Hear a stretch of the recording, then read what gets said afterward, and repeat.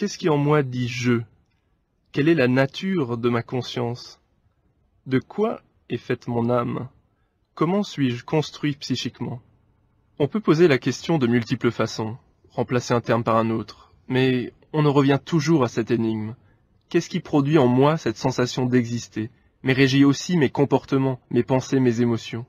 Quelle est donc cette chose, ce que nous pourrions appeler le soi, qui permet de penser, de décider, de ressentir, qui contient toutes mes expériences et me donne ce sentiment intime d'être moi-même, mon identité propre?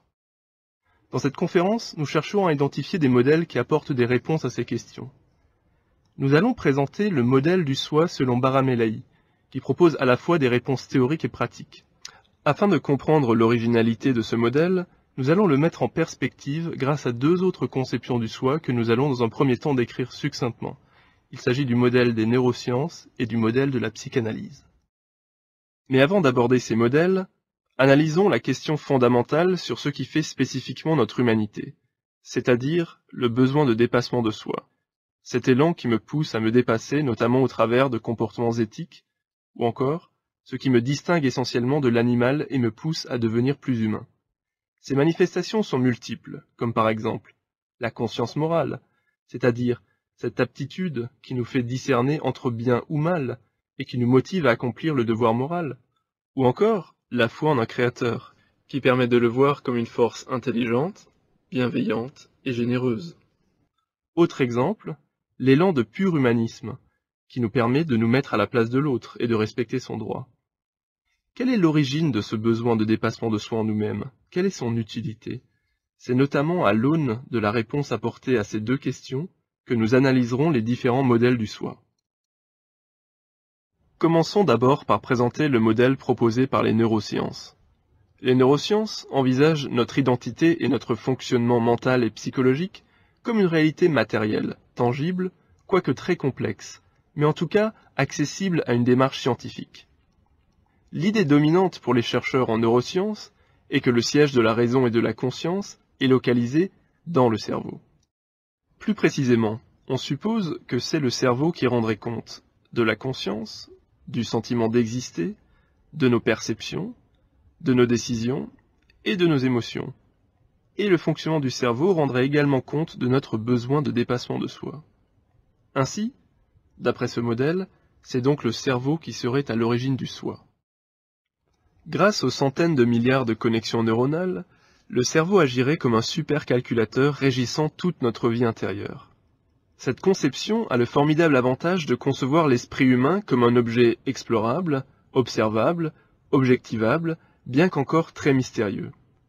Mais si la vie de cette conscience dépend de la survie du cerveau en tant qu'organe, alors, au moment de la mort cérébrale, la conscience est vouée à disparaître en quelques secondes, et de façon irrémédiable, comme un processeur informatique qui aurait subi des dommages irréparables. Par rapport à la problématique posée en introduction, cette approche présente certaines limites. Par construction, les neurosciences se limitent à l'étude de l'organe cerveau, mais sans chercher à donner du sens à notre vie intérieure, car elles visent la description des processus biologiques. Par ailleurs, les neurosciences excluent a priori toute possibilité d'une conscience indépendante du cerveau, et elles établissent peu de relations entre le fonctionnement du cerveau et le vécu subjectif. Il est donc difficile de les utiliser comme outils de connaissance de soi ou de travail sur soi. Étudions maintenant une autre façon de concevoir l'esprit humain, celle issue des travaux de Freud en psychanalyse. Il y a environ un siècle, Freud a proposé un modèle du fonctionnement psychique. Freud, tout au long de ses expériences, a lui aussi la conviction que la vie mentale et affective, aussi complexe qu'elle puisse être, provient entièrement de l'organe cérébral que l'on découvrait à peine à l'époque. En attendant que les progrès de la science confirment ces hypothèses, il a établi sur le mode de la métaphore une cartographie fonctionnelle de notre vie intérieure. Il s'agit d'un modèle de l'esprit à trois instances, qui sont aujourd'hui à peu près passées dans le langage courant. Le ça, le moi et le surmoi. Présentons ces instances rapidement avant d'en donner de plus amples détails. Tout d'abord le ça. Freud le considérait comme le réservoir de toutes nos pulsions, le siège des désirs qui est en activité incessante. Ensuite le surmoi, c'est la deuxième instance, qui pose les limites morales aux pulsions et aux désirs contraires à notre éducation, et qui sont en inadéquation avec les contraintes sociales et culturelles. Enfin, le moi, c'est le siège de la raison, qui joue le rôle d'arbitre. Et maintenant, décrivons de manière plus détaillée le ça. Le ça obéit au principe de plaisir, c'est-à-dire qu'en toute chose, il recherche son propre plaisir, sans connaître aucune limite ou interdit. Le ça est donc capable de produire des pulsions de toutes sortes, qui vont entrer en conflit, comme nous allons le voir, avec les autres instances du soi. Et en particulier avec le surmoi. Le surmoi pose donc les interdits. Il s'oppose à certaines pulsions trop gênantes venant du ça. Ces pulsions brutes peuvent alors changer de but en se dirigeant vers un autre objet, ou encore elles peuvent changer de forme. Elles se convertissent alors en symptômes, comme l'anxiété, des actes ou des paroles inexplicables, ou peuvent ressurgir brutalement dans nos rêves.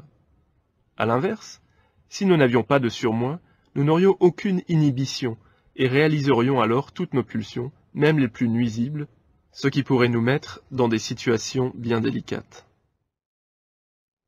Le moi, lui, suit le principe de réalité, c'est-à-dire qu'il tient toujours compte de la réalité.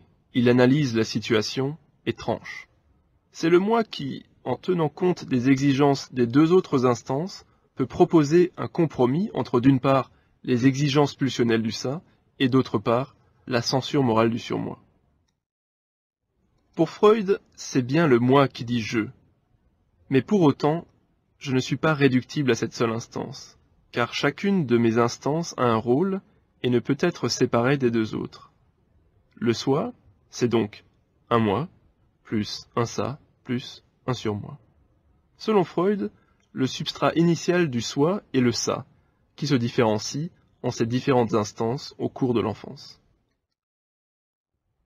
Si le modèle freudien à 3 instances a montré sa pertinence pour expliquer de nombreux phénomènes pathologiques, c'est avant tout parce que Freud avait posé au préalable l'hypothèse révolutionnaire d'un inconscient, qui constituerait un territoire explorable, mais que de façon indirecte, mais en tout cas bien plus vaste que le territoire de la conscience, qui serait en proportion, comme la minuscule partie émergée d'un iceberg, se jetant dans les profondeurs insondables de l'océan.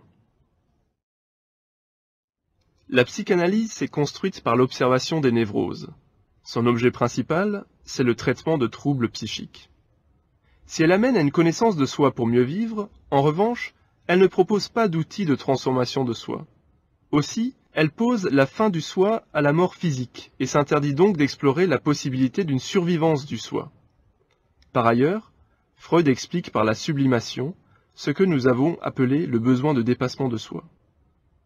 La sublimation consiste en un détournement de l'énergie psychique d'origine libidinale vers un objet autre, en l'occurrence un objet esthétique, éthique ou spirituel. Cependant, l'absence d'une théorie cohérente de la sublimation reste une des lacunes de la pensée psychanalytique. Maintenant, examinons les points demeurés sans réponse. Comment penser un modèle du soi qui, d'abord, n'exclut pas a priori la possibilité d'une conscience indépendante du cerveau, et qui pourrait donc survivre après la mort, qui propose également des outils pratiques de connaissance de soi, et enfin, qui permet d'expliquer ce besoin de dépassement de soi. Comment fonctionne-t-il? Pourquoi et comment l'utiliser?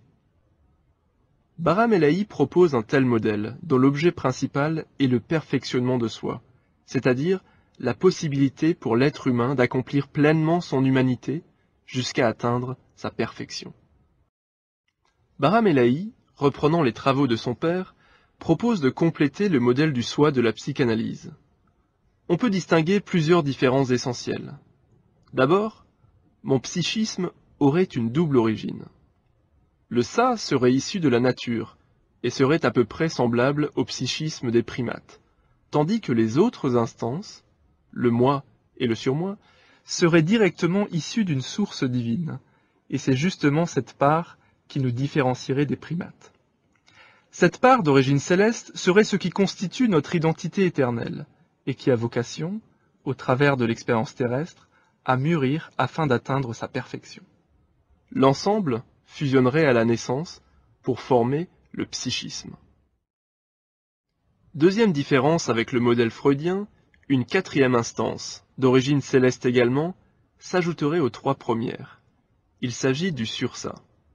Le sursa rendrait compte du besoin de dépassement de soi et des aspirations éthiques et divines, avec des manifestations comme par exemple l'élan de pur humanisme ou encore la foi en un créateur.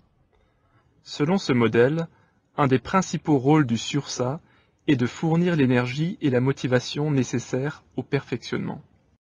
Autre différence majeure, le sa, ce réservoir pulsionnel infatigable, aurait en fait deux visages ou modalités d'expression. Un premier visage qui est un mode pacifique et utile, connu sous le nom de soi ouvrier, et un autre, un mode agressif et nuisible, le soi impérieux. Lorsque le sa est en mode soi ouvrier, il veille à nos besoins légitimes, à notre confort et à notre épanouissement psychologique et matériel. Mais lorsqu'il vire au soi impérieux, le sa nous pousse à nuire sciemment aux autres, et au fond à nous-mêmes, car il nous empêche de devenir un véritable être humain. Notons également que d'après Baramehlaï, la lutte contre les tendances abusives du soi impérieux constitue l'exercice principal du perfectionnement.